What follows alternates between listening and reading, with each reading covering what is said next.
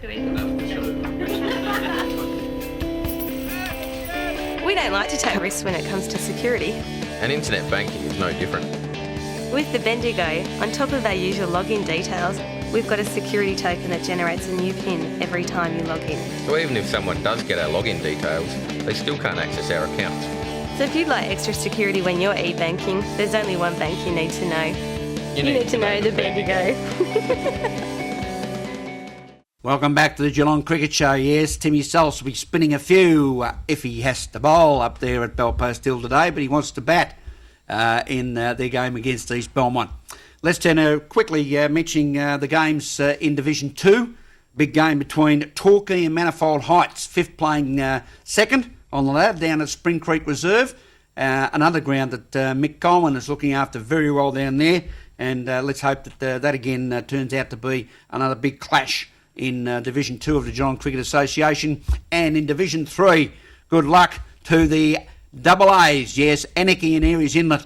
Toothy Moore will not be available opening the bat this week due to injury, but I'm sure they'll work hard to overcome the Mottawarri Warriors out at the MCG down here in Geelong, with the match of the day in Division 3 likely to be between Lethbridge and Winchelsea being played out at Lethbridge. Further discussion with our special guests, Scott Mullen and Tim Sells. Scott from Newtown and Chewell and Tim from Belpost Hill. Scott, we've been having recent discussions on the Geelong Cricket Show about the assessment criteria that's been used by the GCA in recent years for the movement between competitions, which is to my way the best way of explaining it. Understand you're more settled at your club as far as the concept and principle, but think there could be some modifications that could help? Yeah, absolutely, Graham. We think, as you say, that there is the basis behind it, I think, is a good one. We've certainly seen in recent years, pretty much all of the clubs have now got their off-field side of things up and going to the level where they should be.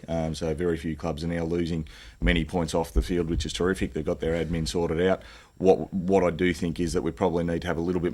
It has been changed this year, and there's a little bit more emphasis on the playing side of things, but I think it could probably go a little bit further still. I think at the moment it's about 50-50. I'd probably ideally like to see it go maybe 75% playing and 25% for the admin side of things. Now, for our viewers, because they hear us talking about it, we're not able to at this stage, unfortunately, have a copy of it, but we're working on that. As a president of a leading club in the GCA, you said there are changes for this season where clubs will know the answer to their assessment prior to or as close to the end of the season as possible. Yeah, absolutely. Could you explain that to our viewers, please, yeah, Scott, sure. how what it we've works? got is all clubs at the start of the season before round one are given a pack of information with all their stat deck forms, all of those sort of things. That has a copy of the assessment criteria in it, so clubs know prior to the start of the season exactly what they will be judged on. So there's no excuses for clubs to come at the end of the year and be deducted points for either not having something done on time or not paying an affiliation or having players suspended or whatever and saying, we didn't know. Everyone is fully aware before the start of the season of where that is. What one of the biggest criticisms has been over the last couple of years is the amount of time it has taken to get that data done and get that information out to clubs so that the club who is coming up or going down knows where they're at. Obviously, if you're going down, it makes it a bit harder to recruit players and coaches and all those sorts of things. So what has changed this year is they've changed the component of it that relates to the actual affiliation with the GCA. In previous years has gone off the season upcoming, whereas this year that has changed, so that component of it has already been done. So it's now judged, because everything is judged on the season in progress, so in this case on 08-09, so that affiliation is now also on 08-09, whereas in the past it would have been on 09-10. So that means that this year we should be able to get those figures back of what we've scored probably early to mid-March, which will certainly benefit clubs when it comes to looking forward to the next season and where they're at in terms of recruiting and coaching and all of those types of things. Timmy, from a more of a player's perspective, you heard Scott's comment about maybe the weighting being more inclined towards the playing level, say 75-25. Your view on that? Yeah, look, I tend to agree. Definitely. I think you want, especially in GCA Division 1, you want the best cricket being played and the best cricketers.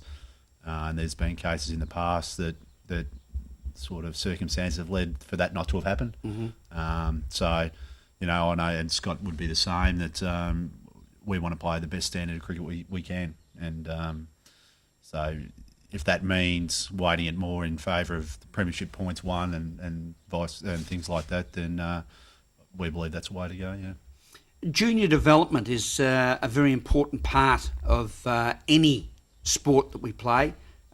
Scott, from your viewpoint, do you think that we're doing enough throughout the Geelong Cricket Association as a general group of clubs to maintain our focus and direction on the real strength of junior development?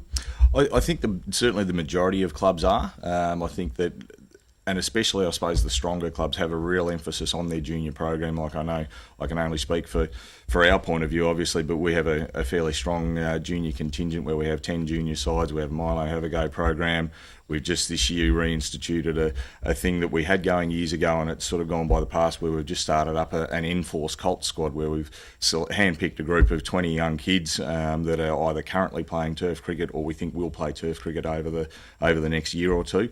And we've got them working with Cricket Focus, which is Damien Shanahan's coaching group. So we've got between Damien, Liam Buchanan, Travis Hagg and Brian Thomas, the four of those guys working with this group of young elite juniors that we see coming through and forming the backbone of the club moving forward over the next few years. And I think a lot of clubs are very much gearing themselves towards that way from the different ones that I've spoken to, in that they see the value of, obviously, rather than just going out and trying to poach ready-made first 11 cricketers from other clubs to bring them through the ranks.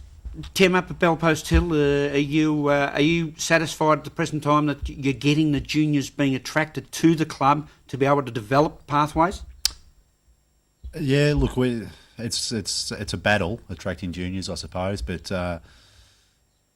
all I can say is that our juniors get given a really decent chance to play the highest cricket they can. And last year we blooded a lot of our homegrown kids in the firsts, continuing to do so. We've got Dylan Stojanovsky in the seconds, who was our junior cricketer of the year last year. He's only 14 or 15. So we're giving them every opportunity. We're very lucky to have Greg Hansen on board as a coach of the club, who's probably the best junior cricket coach in Geelong. So very lucky to be able to use his services, and the kids are very lucky. Yeah. We're on the push for the GCA Division 1 Grand Final to be played at Stinton Oval, and I know there's somebody probably out there saying, but hang on, what about the Highland Gathering that's held each year down at Queen's Park? What's the answer to that question, Scotty? It's a very simple one, Rollo. We've finally, after many, many years of trying to negotiate with both City of Greater Geelong and the Highland Gathering Committee, we've finally managed to get the Highland Gathering Committee to agree to move it forward by a week. So it's still down at Queen's Park, but it will be now by 2 weeks. Sorry, it's coming forward. So it's now the first weekend in March, which means that the ground is obviously available now for weeks 2 and 3 of the finals campaign, which is great. City of Greater Geelong have also guaranteed us that in the event that there is any damage made to the outfield surface, that they will guarantee us that they will repair it on the Monday so that it's ready to go for the weekend's cricket. So.